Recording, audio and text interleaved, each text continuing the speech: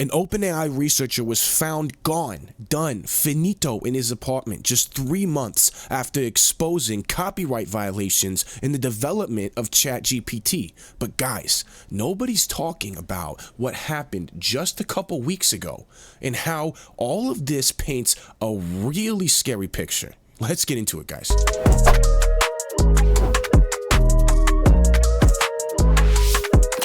Yo, welcome back, guys. Glad to have you here, man. Guys, this OpenAI employee, this Mr. Balaji guy, and all of the information that he had on OpenAI's training data and the lawsuits he was involved in, including the New York Times lawsuit, the $150 billion lawsuit that involved the entire AI business model. Dude, this is sketching me out, guys. Yo, let me know what you think, guys. Is this just a byproduct of the descent into crime that California has been experiencing for years?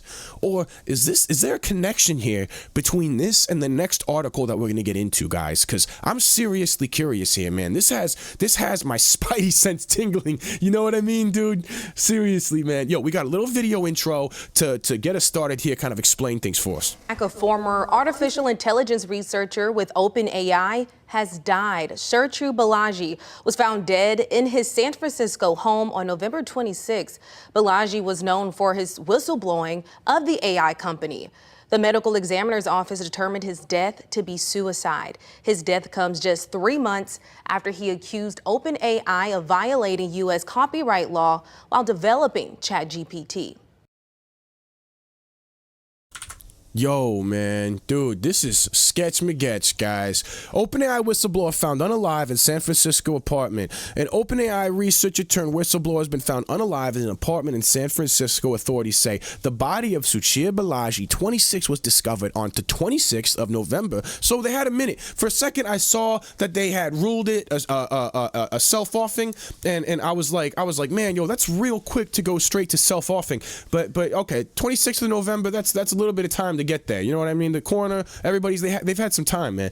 After they received a call to check on his well-being, the San Francisco medical examiner's office determined his discontinuation to be self-inflicted, and police found no evidence of foul play. In recent months, Mr. Balaji had publicly outspoken against artificial intelligence company OpenAI's practices, which has been fighting a number of lawsuits relating to its data gathering practices. In October, the New York Times published an interview with Mr. Balaji where he alleged that OpenAI had violated U.S. copyright law while developing its popular online ChatGPT chatbot. I thought everybody knew that. I thought that was just known. I mean, everybody complains about the Chinese fishing vessels right off the coast. They just go through and they clear whole swaths of the ocean. I mean, it's kind of like the same thing with the AI training models, right? Don't they do the same thing with the data? They just go through, they just collect whatever they can and they worry about it later. I mean, God, I think I read that somewhere years and years ago.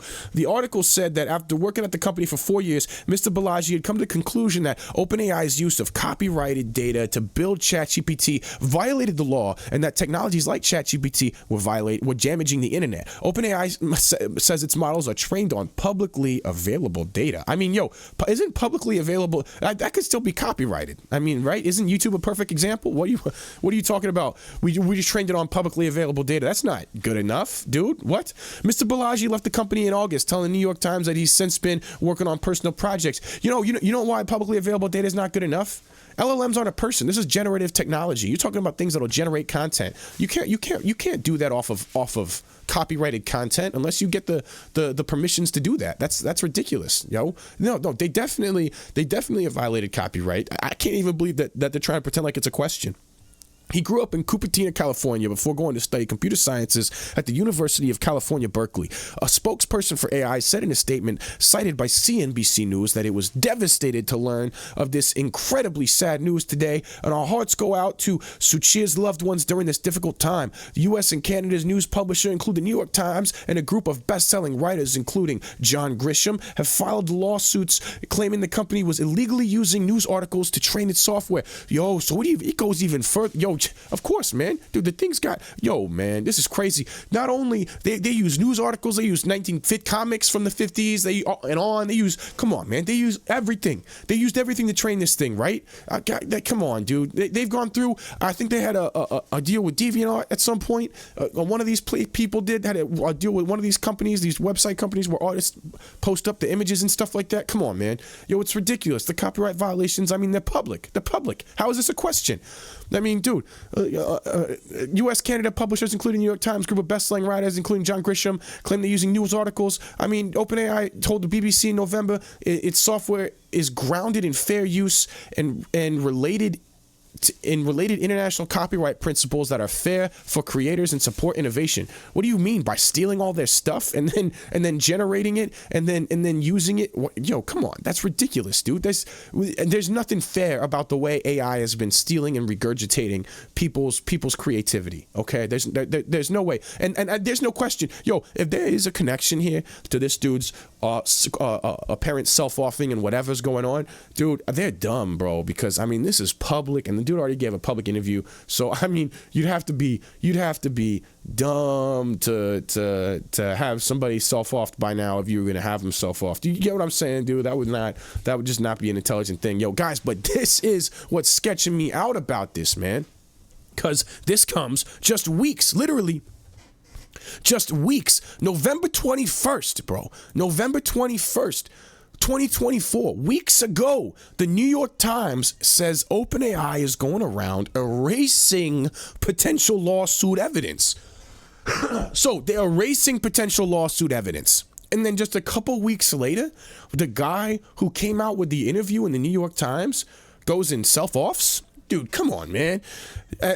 New York Times says OpenAI erased potential lawsuit evidence as part of an ongoing copyright lawsuit. The New York Times says it spent 150 hours sifting through OpenAI's training data, looking for potential evidence, only for OpenAI to delete all of its work. Exactly a love fest, but the copyright filed between the New York Times and both OpenAI and Microsoft is getting especially contentious. Lawsuits are never exactly a love fest. Why did my brain delete that out? But this is especially contentious. This week, the Times alleged that OpenAI's engineers inadvertently erased data the paper's team spent more than 150 hours extracting as potential evidence. The Times alleged OpenAI's engineers inadvertently. So the Times came out and straight up just said they did it by accident. And then this guy just self-offed. Man, there's a lot of coincidences going on, man, with this situation, dude. Just they happen to fall in OpenAI's favor. OpenAI, are they the Clintons? Are the Clintons connected here? Did they buy a giant share of OpenAI or something? Like, I don't understand, dude. Do we need to investigate an OpenAI and Clinton connection at this point? Oh man, OpenAI was able to recover much of the data, but the Times legal team says it's missing the original file names and folder structure. According to the declaration filed to the court Wednesday, Jennifer B. Maisel, a lawyer for the newspaper, this means information cannot be used to determine where the news plaintiffs copied articles. What? That may have been incorporated into OpenAI's artificial intelligence models. Where it would have copied models and where it would have been incorporated into the model. Wow. So this is relevant data that's used to help them actually determine how they were damaged and in what way to actually render and file that lawsuit. That's wild. That's wild. Where was it stored? Why was it stored in that way? What's going on with all that? Zeta, stop it. My dog, guy. Sorry, I appreciate you. What's going on with all that, man? Like, dude, it's wild, bro. We disagree with the characterization made and will file a response soon. AI spokesperson Jason Dutram told in a Wired statement. The New York Times declined to comment. But how do you excuse that? Also, where was it stored? Why was it stored here? Did the New York Times clock it and then OpenAI was issued some sort of like preservation order, or they were getting ready to issue a preservation order and the New York Times hadn't copied it themselves? Because I would be thinking that if the New York Times had access to this, they would have copied it over to their own servers and everything like that, guys. But it's interesting how if this was evidence that the New York Times had, How did OpenAI get rid of it? It had to, I guess the New York Times had to have not collected it yet. And then there must have not been a preservation order sent out yet. Obviously, OpenAI is disagreeing with the characterization. Obviously, they're going to have their PR firm respond. The Times filed its copyright lawsuit against OpenAI and Microsoft last year, alleging that the companies had illegally used articles to train artificial intelligence tools like ChatGPT. The case is one of many ongoing legal battles between AI companies and publishers, including a similar lawsuit filed by the Daily News being handled by some of the same lawyers. The Times case is currently in discovery, which means both sides are turning over requested documents and information that could become evidence. As part of the process, OpenAI was required by the court to show Times its training data, which is a big deal. OpenAI has never publicly revealed exactly what information was used to build its AI models. To disclose it, OpenAI created what the court is calling a sandbox of 2 virtual machines. That the Times lawyers said it could that the Times lawyers could sift through. Okay. So there was like a third-party escrow set up. But what they allowed OpenAI to create it and manage it themselves. Why would the court do that? Why wouldn't the court have some sort of special counsel set up to handle it as a trusted third party? That's what would make sense to me. You're just gonna have OpenAI do it themselves? Come on, man. Oh man. Maisel said that OpenAI engineers erased data organized by the team on one of those machines. Man, they should have taken that. They should have taken that data straight off. Of course they're gonna do that. You guys don't think they're gonna do? You man, come on, screenshots. Organize it on your own machine. What are you doing, man?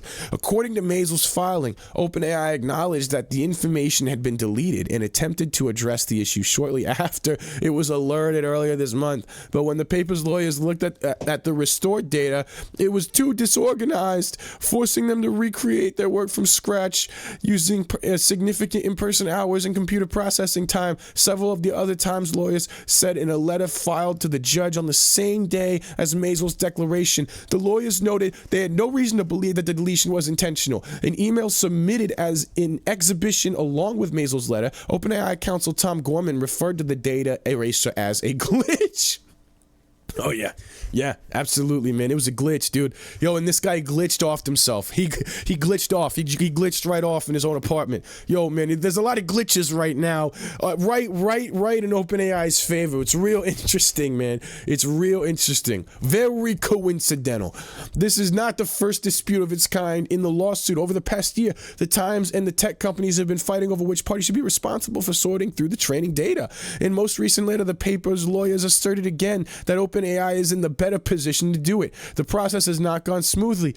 Oh man, yeah, yo man, all these glitches, dude. You know what it is? It's these reporters and these journalists. They don't know how to use a computer. You should let us you let us set up the server, right? You let us set up the server. You let us set up the escrow, the cloud that we're storing everything in, the virtual machine.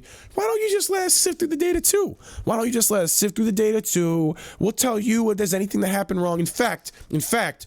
Why don't you go ahead and take the New York Times off as a plaintiff, okay?